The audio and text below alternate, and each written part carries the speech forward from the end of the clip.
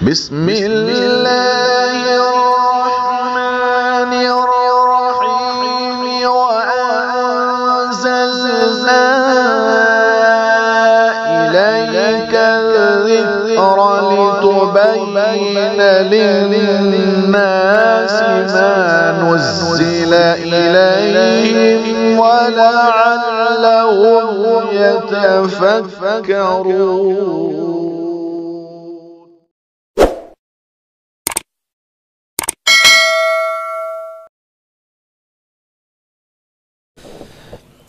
بسم اللہ الرحمن الرحیم. الحمد لأہلہ والصلاة علی اہلہا اما بعد. بہت ہی عزتوں اور رفعتوں کے حامل ہم سب کے محترم و مکرم صدر محفل دامت برکاتہ العالیہ حضرت محتمم صاحب زیدت معالیہم، حضرات اساتذہ کرام اور عزیز طلباء، السلام علیکم ورحمۃ اللہ وبرکاتہ.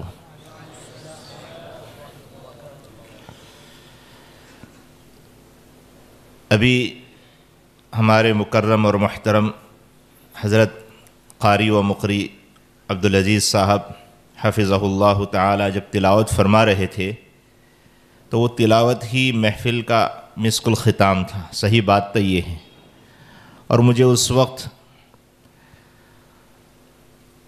لبید بن ربیعہ جو شاعر مخضرم ہے، زمانہ جاہلیت بھی پایا ہے، زمانہ اسلام بھی پایا ہے، اور غالباً زمانہ جاہلیت میں کہا ہوا ایک شعر جس کی بابت جناب محمد رسول صلی اللہ تعالیٰ علیہ وسلم نے فرمایا تھا کہ اصدق کلمۃ قالہا لبید، سب سے سچی بات جو کہی ہے شعراء میں وہ لبید نے کہی. اور وہ شعر بڑا مشہور ہے، الا کل شیء ما خلا اللہ باطل وکل نعیم لا محالۃ زائل. تو مجھے اس لبید کا ایک واقعہ یاد آ رہا تھا کہ غالباً حاکم کوفہ نے لبید کو بلا کر یہ پیشکش کی اور درخواست کی کہ کچھ اپنی شاعری سے کچھ اشعار سنائیں. تو انہوں نے اس وقت برجستگی کے ساتھ سورہ بقرہ کی چند آیات تلاوت کی. حاکم نے دریافت کیا کہ ہم نے تو آپ سے شاعری کا مطالبہ کیا تھا. تو انہوں نے کہا تھا کہ منحنی ربی عوض شعری، اللہ رب العزت نے میرے شعر کے عوض مجھ کو قرآن عطا کر دیا ہے. جب سے قرآن کی چاشنی میں نے چکھ لی ہے اور اس کی حلاوت پا لی ہے، تب سے میں نے شعر کہنا چھوڑ دیا ہے. تو اتنی خوبصورت تلاوتیں ہوئی، اور ان تلاوتوں پر مسک الختام کے طور پر ہمارے قاری صاحب نے نہایت ہی پرسوز اور پرکیف تلاوت کی. تو محفل کا اختتام ہو جانا چاہیے تھا، لیکن رسم و روایت خیال کرتے ہوئے جیسے کہ مجھے بلایا گیا، دو چار باتیں کہنے کی کوشش اور سعی کروں گا. آج ہم سب کے لیے بہت ہی شکر کا موقع اور مقام ہے، اور ہماری یہ خوش بختی اور سعادت مندی ہے کہ اللہ رب العزت نے ہمیں اس محفل قرآن میں پہنچایا. یہ محفل سج رہی ہے لجنۃ ربیع القرآن کے تحت، اس پر سایہ فگن ہے لجنۃ ربیع القرآن. واقعتاً ہم مجلس کے آغاز سے لے کر اختتام تک قرآن پاک کی بہاریں لوٹ رہے تھے. اللہ رب العزت اس لجنہ کو ہمیشہ قرآنی علوم و معارف کی بہاروں کو لٹانے والی، لندھانے والی بنائے، اور ہر طرف سے ہر طرح سے اس کی حفاظت فرمائے. نیز ہماری یہ سعادت اور خوش بختی بھی ہے کہ آج ہم ایسے ادارے میں پہنچے ہیں جس ادارے کی طویل ترین خدمات ہیں. ہمارے نام جو خط آیا تھا اس کے سر ورق بلکہ لفافے ہی پر اس کی سن تاسیس ہم نے دیکھی 1880 سن عیسوی 1880، اور ہجری لکھی ہوئی تھی 1286۔ اس اعتبار سے 150 سال سے بھی زیادہ مدت مدیدہ اور طویلہ اس ادارے کو ہو چکی ہے۔ ہماری یہ خوش بختی اور سعادت مندی ہے کہ ہم ایسی درسگاہ میں ہیں کہ پتہ نہیں اس درسگاہ میں کیسی کیسی عبقری اور قداور شخصیتیں یہاں قدم رنجا ہوئی ہوگی، بلکہ انہوں نے اقامت اختیار کی، فروکش ہوئی اور اپنے چشمہ فیض سے لوگوں کو سیراب کیا ہوگا۔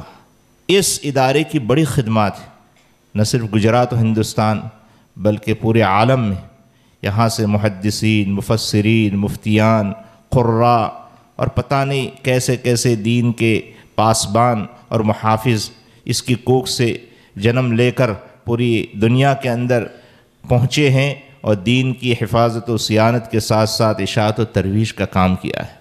اللہ رب العزت اس درسگاہ کو بھی، اور اس کے بغل میں جو جامعہ ہے وہ بھی بہت قدیم درسگاہ ہے، اور اس کے ساتھ ساتھ ساری ہی درسگاہوں کو اللہ تعالیٰ اپنے حفظ و امان میں رکھیں اور ہمیشہ بافیض رکھیں۔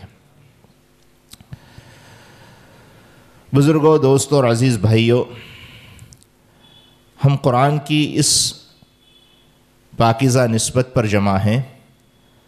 قرآن پاک جس وقت نازل ہو رہا تھا اس وقت سے اس کے الفاظ، اس کے معانی، اس کی تفاسیر، اس کے احکام، اس کے اسرار، اس کے حکم، اس کے معارف کی حفاظت و صیانت اور اشاعت و ترویج کی ہم سب کے محسن سید الاولین والآخرین حضرت محمد صلی اللہ تعالیٰ علیہ وسلم کو بڑا فکر لاحق تھا۔ چنانچہ تاریخ نگاروں نے لکھا ہے،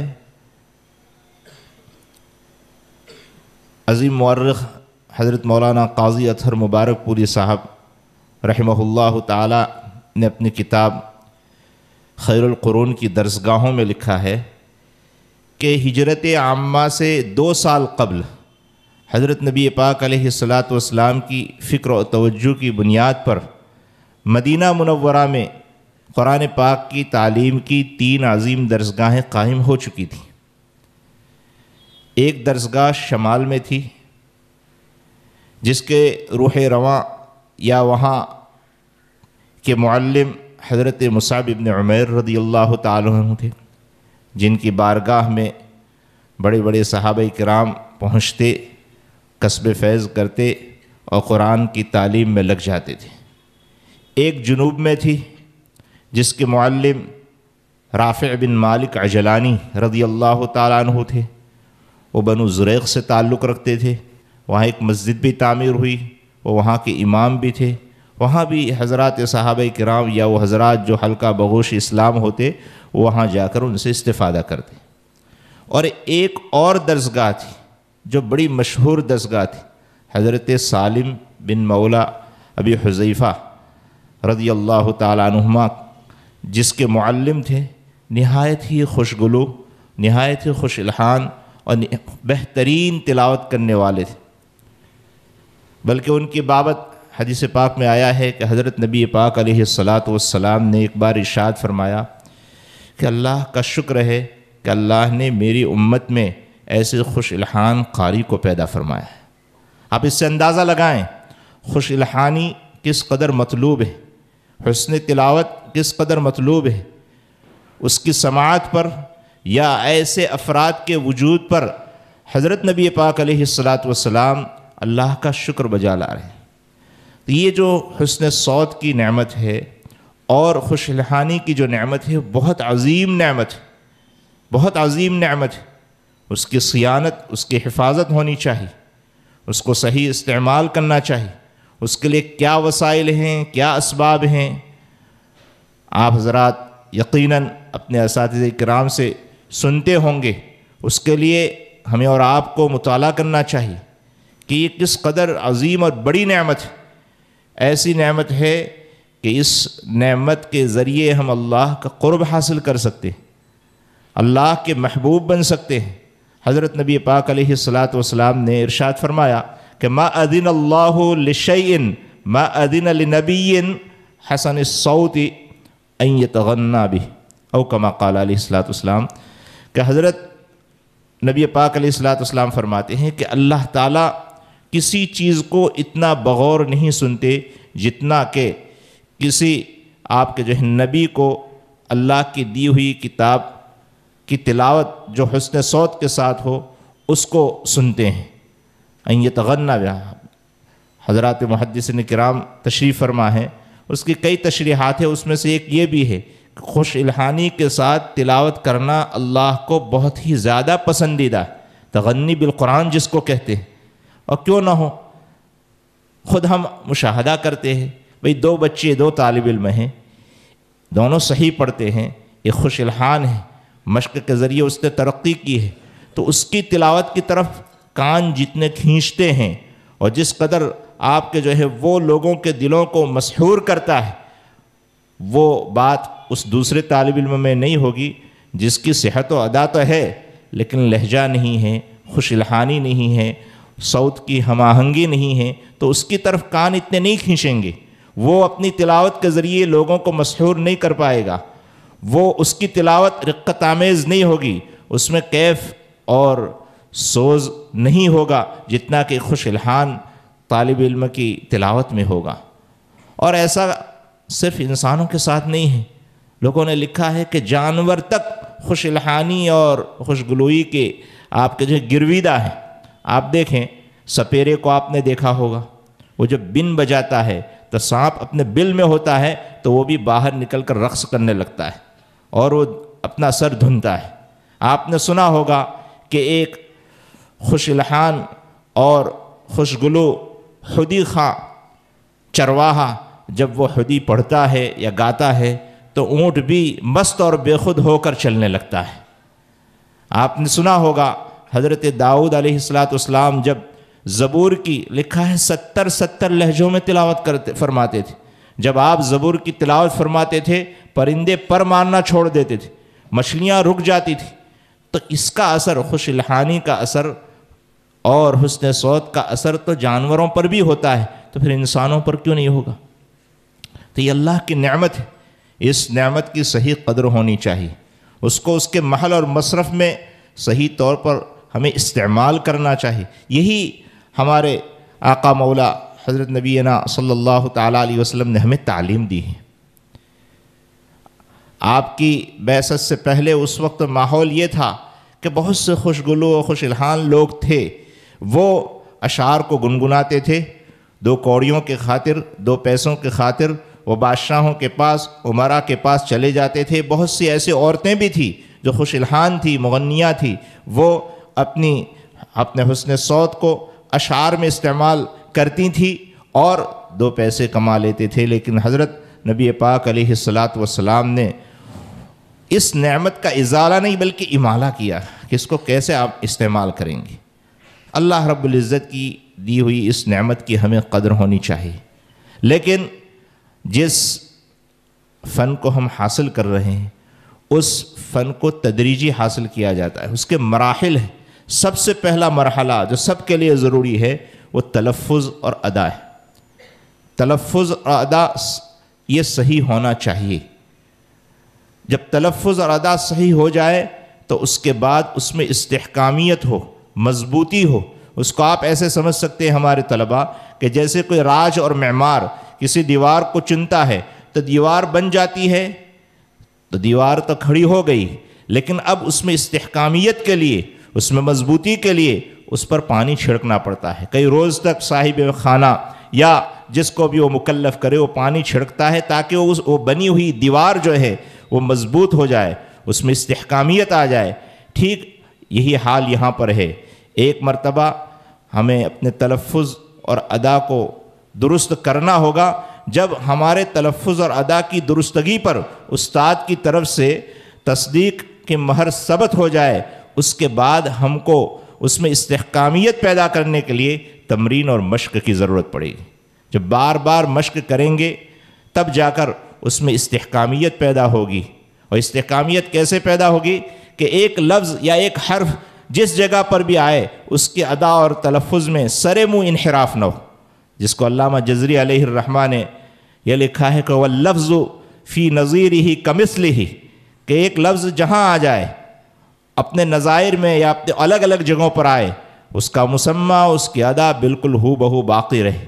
اور یہ اسی وقت ہو سکتا ہے عزیز طلبہ جبکہ کثرت مشق ہو، کثرت مزاولت سے یہ ادا میں، تلفظ میں استحکامیت آ سکتی ہے. مجھے ایک شعر یاد آیا، ابھی میں بیٹھا تھا اسی بات پر کہ بھئی خوش نویسی اور کتابت اور تحریر کے لیے لوگوں نے یہ شعر لکھا ہے کہ غر می خواہی کہ باشی خوش نویس، می نویسو می نویسو می نویس. اگر تم خوش نویس، خوش تحریر بننا چاہتے ہو تو لکھتے رہو لکھتے رہو لکھتے رہو. تو ہم اس کی تھوڑی سی ترمیم کر دیں کہ گر می خواہی کہ باشی خوش ادا، می خواں و می خواں و می خواں.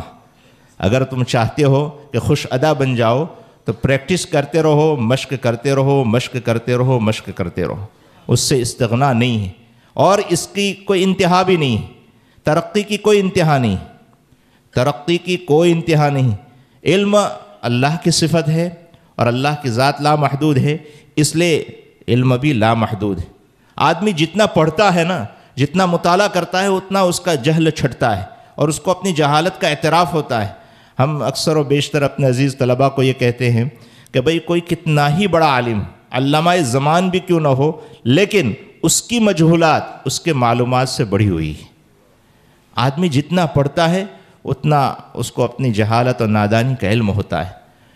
تو عزیز طلباء، سب سے پہلی بات تو یہ ہے کہ ہم تلفظ اور ادا کو درست کریں اور اس کے بعد اس میں استحکامیت آئے اور اس کے بعد لہجے بھی ایسے ہوں جو محمود اور مطلوب، اور وہ ہم اپنے اساتذہ سے اس کو سیکھیں گے.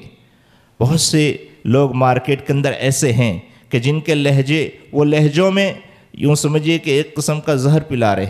وہ گانے کے لہجے ہیں، ان کی ادا اور تلفظ کا ٹھکانہ نہیں، اور لہجے بناتے ہیں. تو لہجہ دوسرے نمبر پر آتا ہے. پہلے ہماری ادا اور ہمارا تلفظ بالکل ٹھیک ہونا چاہیے، اور یہ کثرت مشق سے ہوگا.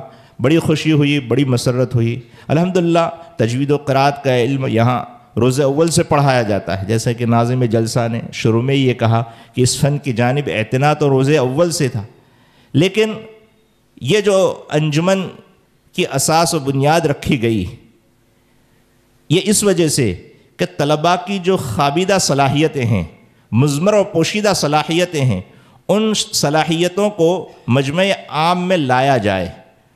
اور اس انجمن کا مقصد ایک یہ بھی ہے کہ اس کے ذریعے افراد سازی ہو. اگر اس طرح کی انجمنیں نہ ہوں تو افراد سامنے نہیں آتے، اندازہ نہیں ہوتا کہ کس میں کیسی صلاحیت ہے. انجمن کے پلیٹ فارم سے جب ہفتہ واری نشستوں میں وہ آتے ہیں تو تیاری کر کے اپنے اندر کے جوہر کو پیش کرتے ہیں، اور پھر سال کے اختتام میں ضمنی مسابقے، پھر فائنل مسابقے. تو اس کے پلیٹ فارم سے طلباء کھل کر اپنی صلاحیتوں کو پیش کرتے ہیں، اور انتظامیہ کو بھی اور اساتذہ کو بھی یہ خیال آتا ہے کہ ہمارے پاس اتنے قیمتی لال و جوہر ہیں جن کو ہم مزید تراشیں تو اور زیادہ وہ ترقی کر سکتے ہیں. اور بڑی خوشی ہوئی، یہ دوسرا مسابقہ ہے، یہ اس کا دوسرا سال ہے انجمن کا. تجوید و قرات کا علم الحمدللہ جاری تھا، لیکن انجمن کا دوسرا سال ہے. پھر بھی آپ دیکھیں کہ طلباء نے کس قدر حوصلے کے ساتھ اور کس قدر عمدہ تلاوتیں پیش کی. بہت قابل مبارکباد ہیں انتظامیہ بھی، حضرات اساتذہ کرام بھی، اور آپ عزیز طلباء بھی. 2 سال تو مدت ہی کیا ہے. مجھے ایک بات یاد آئی، ہمارے استاذ محترم شیخ الحدیث حضرت مولانا سید ذوالفقار صاحب رحمۃ اللہ علیہ رحمتاً واسعہ، وہ فرمایا کرتے تھے کہ انجمنیں اور تنظیمیں اور مدارس تو 30-40 سال میں تو بالغ ہوتے ہیں. تو یہ تو ابھی بالکل نو مولود ہے، بالکل ہی نو مولود ہے. اس کے باوجود آپ دیکھیں کہ آپ کے طلباء نے، آپ کے ساتھیوں نے کیسا جوہر دکھایا. اللہ تعالیٰ ان کی ہر طرف سے ہر طرح کی حفاظت فرمائے اور مزید ترقی نصیب فرمائے. عزیز طلباء، ایک دوسری بات یہ کہیں گے ہم کہ یہ جو فن ہے اس کا ایک پہلو تو مشق کا ہے، دوسرا پہلو اس کا کتاب کا بھی ہے. وہ پہلو بھی ہمیں نظر انداز نہیں کرنا ہے، اس کی طرف بھی ہماری توجہ ہونی چاہیے. یہ جو مقدس اور پاکیزہ فن ہے، اس فن پر بھی لوگوں کے بہت سے اعتراضات ہیں۔ یہی جامعات، یہی مدارس اور اسی میں پڑھنے پڑھانے والے لوگ ایسی تنقیدوں کے، ایسے اعتراضات کے دلائل کی اور براہین کی روشنی میں جوابات دیں گے۔ میں آپ کو کتاب کی ضرورت اور اہمیت کو بتلانے کے لیے ایک مثال پیش کرتا ہوں، بات بڑھتی جا رہی ہے اور وہی مثال پیش کر کے میں بات کو ختم کروں گا کہ دیکھیے علامہ سجاوندی علیہ الرحمہ جنہوں نے علامات وقف کو وضع فرمایا ہے، امت کے بڑے محسن ہیں، اللہ رب العزت نے ان سے بڑا کام لیا ہے۔ ان کی جانب لوگوں نے یہ اعتراض کیا کہ سجاوندی نے علامات وقف کو وضع کیا تو بہت سے مقامات پر انہوں نے روایات صحیحہ کا بھی خیال نہیں فرمایا، اور مثال کے طور پر ایک آیت پہلے ہی پارے کی ھدی للمتقین، اس پر لام الف کا رمز ہے جو علامہ سجاوندی نے اس کو آپ کے جو ہیں موضوع کیا ہے اس کو، اور اس کا مطلب ہے کہ لا یجوز علیہ الوقف، اس پر آپ وقف نہیں کر سکتے۔ سب جانتے ہیں طلباء تو، اور حضرات اساتذہ اور علماء سے میں معذرت چاہتا ہوں، اصل مخاطب تو میرے طلبہ عزیز ہیں۔ اچھا، لوگوں نے یہ اعتراض کیا کہ ھدی للمتقین پر گول دائرہ ہے، اور گول دائرے پر وقف روایات سے ثابت ہے۔ نیز حضرت عبداللہ ابن عباس رضی اللہ تعالی عنہما جو رئیس المفسرین ہیں، قرآنی علوم کے حامل ہیں، انہوں نے خود ایک مرتبہ نماز میں ھدی للمتقین پر وقف کیا، ایک مرتبہ نماز پڑھائی تو آپ نے ھدی للمتقین پر پہلی رکعت ختم کی اور ینفقون پر دوسری رکعت ختم کی۔ تو لوگ جو اعتراض کرنے والے معترضین ہیں، انہوں نے کہا حضرت علامہ سجاوندی نے ایسی جگہ پر لام الف کا رمز لکھا ہے جہاں گول دائرہ بنا ہوا ہے، جہاں عبداللہ ابن عباس خود وقف فرما رہے ہیں، اس پر کیسے لا یجوز علیہ الوقف کہہ سکتے ہیں؟ حالانکہ معترضین کو دیکھنا چاہیے، علامہ سجاوندی علیہ الرحمہ گو عجمی تھے لیکن علوم کے بڑے ہی ماہر تھے، نحو، صرف، عربیت کے علوم جو ہے، اور اسی طرح حدیث، تفسیر کے بڑے ماہر تھے، بہت بلند پایا آپ کے جو ہے محدث بھی تھے، مفسر بھی تھے۔ علل الوقوف کے مقدمے میں ان کے عجیب و غریب حالات لکھے ہیں۔ تو علامہ سجاوندی علیہ الرحمہ پر لوگوں نے اعتراض کیا۔ اب دیکھیے اس اعتراض کا دفعہ ہمارے حضرات علماء کرام جنہوں نے اس فن کو اوڑھنا بچھونا بنایا ہے، انہوں نے کس طرح کیا ہے۔ علامہ سجاوندی علیہ الرحمہ نے لام الف کا جو رمز وضع کیا ہے کہ بھئی یہاں وقف نہیں کر سکتے، اس کا مطلب یہ ہے کہ آپ اختیاری وقف نہیں کر سکتے، اگر اضطرار ہے، کوئی ضرورت ہے تو آپ وقف کر سکتے ہیں۔ اب جو لوگ اعتراض کرتے ہیں انہوں نے عبداللہ ابن عباس والی روایت کو پوری طرح نہیں دیکھا، اس لیے کہ اسی روایت میں عبداللہ ابن عباس نے سلام پھیرنے کے بعد لوگوں کو متوجہ کر کے فرمایا کہ لوگوں فقرؤوا ما تیسر من القرآن، اس کی اکثر مقدار 100 آیات ہیں اور اقل مقدار جتنا میں نے پڑھا وہ ہے۔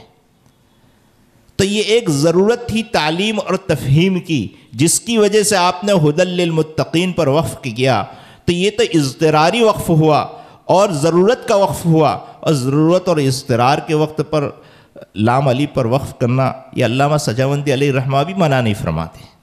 علامہ سجاوندی علیہ الرحمہ نے جو لام الف کا رمز طے کیا ہے یا وضع کیا ہے وہ کہ بھئی لا یجوز علیہ الوقف، جبکہ اختیار ہو، کوئی اضطراری صورت نہ ہو، کوئی ضرورت پیش نہ آئے۔ تو اس طرح ہمارے حضرات قراء اور حضرات علماء جنہوں نے اس فن سے اپنی قوی وابستگی رکھی ہے، انہوں نے اس طرح کے اعتراضات کا جواب دیا ہے۔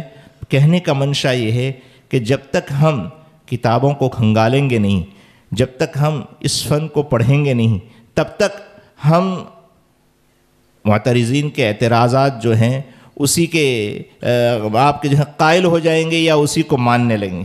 اس لیے کتاب کی طرف بھی اعتنا ضروری ہے، اور ادا اور تلفظ بھی کتاب سے سمجھی جاتی ہے۔ یہ تو فنی بات ہے، لیکن ادا اور تلفظ کو سمجھنے کے لیے بھی کتاب کی عبارتوں کی ضرورت ہے، احتیاج ہے، اس لیے کتاب میں بھی محنت کرنی ہے۔ عزیز طلبہ، آپ نے کچھ محنت کی تو اللہ تعالیٰ نے یہ دن دکھایا کہ آپ برسر مجلس اپنے خابدہ صلاحیتوں کو اجاگر کر سکے اور پیش کر سکے۔ مزید محنت کریں گے تو مزید ترقی ہوگی۔ الجد یدنی کل امر شاسعی والجد یفتح کل باب مغلقی، کوشش کرنے سے دور کی چیز بھی قریب ہو جاتی ہے، بند دروازے بھی کھل جاتے ہیں۔ عربی میں بہت مشہور ہے کہ من طلب شیئا، جو آدمی کوئی چیز طلب کرتا ہے، وجد وجدہ، پھر کوشش کرتا ہے تو وہ پا لیتا ہے۔ ومن قرع الباب ولج ولج، جو کوئی آدمی دروازے پر دستک دے اور اصرار سے دستک دے تو اس کے لیے دروازہ کھل جاتا ہے۔ محنت ہر میدان میں شرط ہے، محنت کریں گے تو انشاءاللہ ترقی ہوگی، اور اللہ تعالیٰ کے یہاں ان اللہ لا یضیع اجر المحسنین، اللہ تعالیٰ محنت کرنے والوں کی کوششوں کو ضائع نہیں فرماتے ہیں۔ میں پھر ایک بار آپ عزیزوں کو بھی مبارکباد پیش کرتا ہوں، اور حضرت محتمم صاحب کو بھی کہ آپ نے یہ بیڑا اٹھایا، یہ آپ کا بہت ہی بڑا کارنامہ ہوگا۔ اللہ تعالیٰ آپ کی عمر میں بھی بعافیت تمام برکتیں نصیب فرمائیں۔ اور اخیر میں ایک شعر پر اپنی بات کو ختم کروں گا، چونکہ ہم نے محنت والا شعر پیش کیا تھا، تو ایک شعر ہے کہ جوش جنوں بیکار نہ رہ، کچھ خاک جوش جنوں بیکار نہ رہ۔ اور بھی ایک شعر ہے کہ وہی ہے صاحب